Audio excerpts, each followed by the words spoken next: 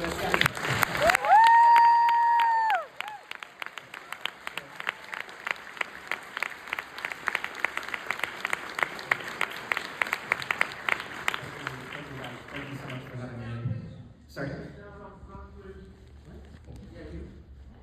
Oh, sorry. Yeah, they're just blocking some views. Okay, good to start off with a little tight. Slowly segue into the work. Maybe it is the work. I don't know. Yeah, exactly. I am glad that we heard the entire credits because I realized we're still in the airport at the end. Did I hear that? Wait, what do you mean? Like in the soundtrack. Whoa, yes, that was basically the filler at the very last moment of sound mixing. Yeah, right at the very, very end we ran out of music, and so we just put some airport sounds. And now it'll be interpreted for generations. We can start here. I mean, it's both beautiful and kind of ominous. But, right, exactly. So I actually was hoping that we could start at the beginning, which is the title, but that's not necessarily where you started, but it's where we start. And A Real Pain, I'm interested in the perhaps dual reading. There may be many readings, but obviously A Real Pain can refer to either of the lead characters, perhaps, or to the realness of the pain that these guys are feeling and plunge into intentionally through the process of this journey. And maybe if you could just talk to us about setting up and executing so brilliantly this dichotomy. Well, thank you so much for such a nice question, and allow me to just take issue with that it can relate to both characters. Fundamentally, I'm sure it doesn't. Yeah, no thanks. I mean, the title didn't come first, but as I was writing, just the themes of pain started emerging in different places, like, where Benji says at the end, she slapped me and it was the only time I was happy. That just themes about pain start to emerge in various ways that were kind of like, I guess, just around my unconscious as I was writing, and it kind of crystallized. But, it happens when you're writing something and you're in deep with it and, you're not kind of calculating, themes. But they're emerging from the characters, which was the case here. But then I like, after it was over, I kind of maybe did slight refinement on the script to just, I think, to just kind of like italicize the concept of the movie, which is that like my character has like OCD and like medicates it away, and Benji has real, demons. And yet they're both on this Holocaust tour with like an objective, massive historical genocide. And so I guess I wanted to pose, for me as the writer or the audience or whatever, just the question of like, what pain do we take seriously? Who do we pity in this world? Is it the guy with OCD who's kind of okay? Is it the guy who tries to hurt himself? But in a way that doesn't actually have like mass effect, like a genocide, or is their pain invalid? And I guess it's just something that I think about all the time because I'm like a very lucky person. I mean, to be a movie actor, it's like you win the lottery and then you win the lottery again and then win the lottery. It's such a lucky, rare job that I'm so fortunate to be in, and yet I walk around miserable, and I'm just constantly wondering, how do I have the audacity to be miserable when my ancestors went through something so bad? I think it's just because you're a New Yorker. Like, we have that. Maybe. I don't know. My parents are like self-actualized normal people. I don't know what that happens. Skip the generation. Well, perhaps it's because you give yourself so many challenges that it gives me agita to think about how much you have placed on your own shoulders, right?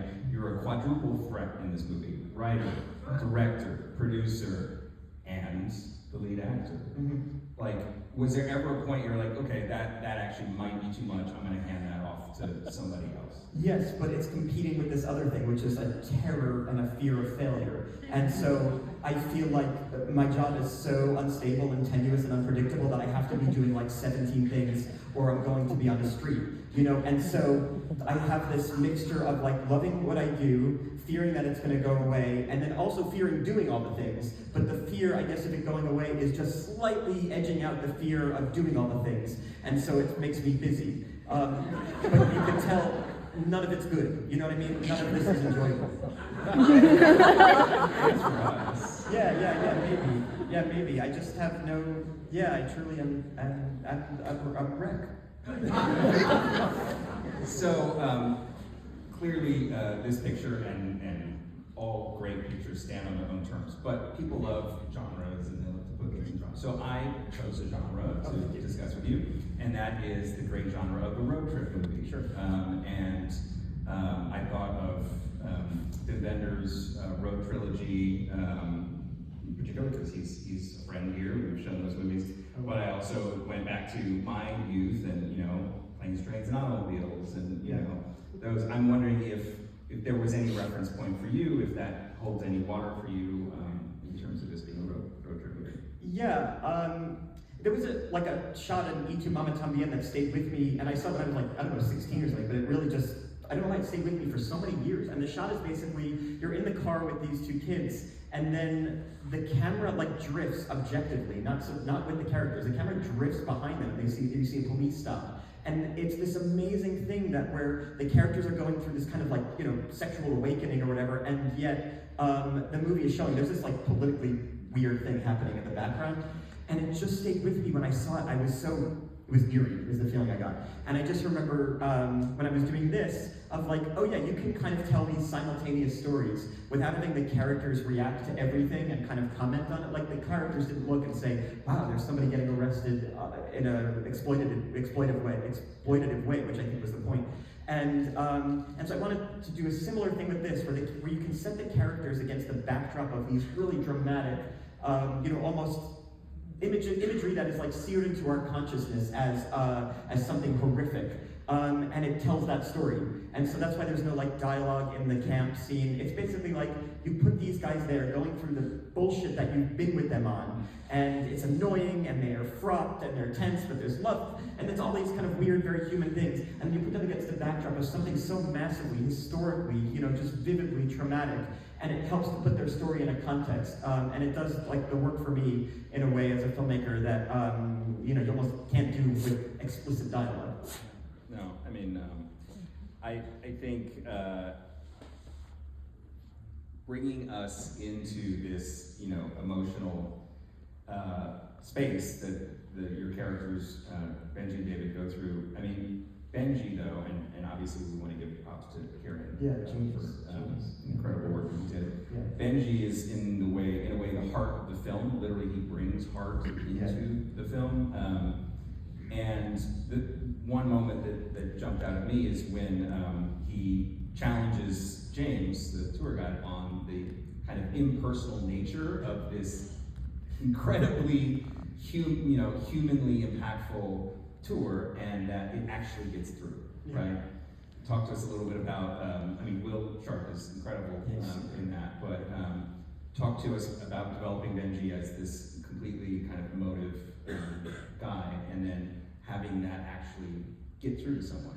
Yeah, I mean, Benji is, for me, my kind of Jungian id shadow character, which is just somebody who says what's on their mind, feels comfortable in their own skin. And yes, you could say, yes, well, he's really troubled. But you know what? He's even in touch with his trouble in a way that's enviable. When he feels bad, and we all know, he lives in the dirt, and he celebrates in the rain. And he's for me the kind of an aspirational figure. And I know that sounds weird given what we talk about as his history, but there's something even about his traumatic history that feels more real than my medicated veil of a life. And so I created this character of James, who's the British tour guide. James is not Jewish. I was trying to write about some people that I've met, which we would use this very strange term called philo-Semite, which is somebody who loves anti-Semite, is anti-Jewish, philo-Semite, a lover of Jews. And it's this weird thing because I've met a lot of people who are very interested in my culture, but sometimes feels fetishizing a little bit. God, you guys, it's so hard, right? Or amazing with the math. And I find those people so funny. And so I wanted to create a character that had this real academic approach to Jewishness, and he's I'm obsessed with this part of the world and the Jewish experience, which is tragic and beautiful. This kind of very academic approach to these real things that people have been through, and it's well-meaning, totally well-meaning, as are most people who are like that, of course. But but I thought it'd be great to have Benji at some point. I knew this guy is a ticking time bomb because Benji can pull rank on him at any time. Because Benji can say, you're a fraud, you're a fraud, you're a fraud, and you're leeching. And so they're in the cemetery, and the guy is going on about it, and I'm kind of writing this from my unconscious. I know who Benji is, so I'm not like creating this scene. It's just that they go to the cemetery because I was just following the plan of what these tours would be and where they are in Lublin, and he just lost it. And it was just, oh, that's good. That's what he would do. In retrospect, it's like, oh yeah, that's what he would do. And then the kind of cruel irony of the thing in David's world is that the guy at the end goes, "You changed my life, thank you." And then to make the irony even crueler, Kieran goes, "What did I say?" And it's like, he lives like a goldfish, from like moment to moment, because he's living in the moment. And it's this wonderful kind of spontaneous, lovable creature that can change lives because he's open. And I'm sure he'll destroy people too, but because he's so open, it has this occasionally brilliant effect. I feel like the Philo-Semites and the Philo-India people should get together because I get all the time, oh, you must be so tapped into your karma and blah, blah, blah. I'm like, Bangalore with the computers, am I right? Yeah. I read it's the Silicon Valley of India, which is just fascinating. My dad is literally from there. And I think that's wonderful. Please give him my highest regards. He's an amazing person. He passed 5 years ago. He's up. I'm sorry. My worst nightmare came true on stage. Let's get personal. Okay. I mean, going back to Poland, making this with Polish filmmakers, incredible crew.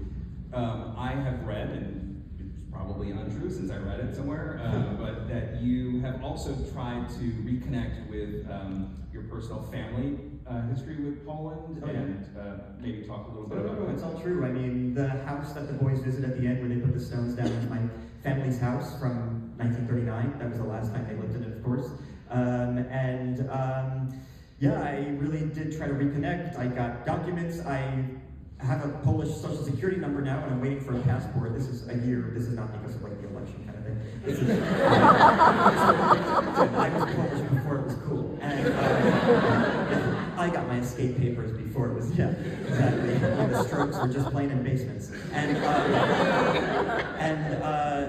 mean, I really wanted to get in touch. My family lived in Poland like way more than they lived in America, and it's not that I am not loyal to America or whatever. Like, I feel more American than anything on the planet, but like, there's just an irony or just like a real sad, tragic thing that like, family lived there for a long time, and I know my family because my Aunt Dory, who this movie's based on, Grandma Dory, she loved Polish, like she was Jewish and like she loved the Poles. We were best friends, we had a great relationship. And so like, I wanted to kind of close the loop, or not close the loop, open the ending of the closed loop, on that tragic split. It's just horrible what happened, and it's just so strange that my family, like, we never think about it or acknowledge it or talk about it, when actually we lived there far more than we lived here. Well, it's an incredibly generous thing that you've done and that you've created. I was doing it for myself, but thank you. Sometimes it works well. And you've been rewarded already. Won the Waldo Salt Screenwriting Award at Sundance. There's obviously tremendous interest in this picture, and I want to congratulate you and thank you for coming to talk to us about it. Thank you so much for having me.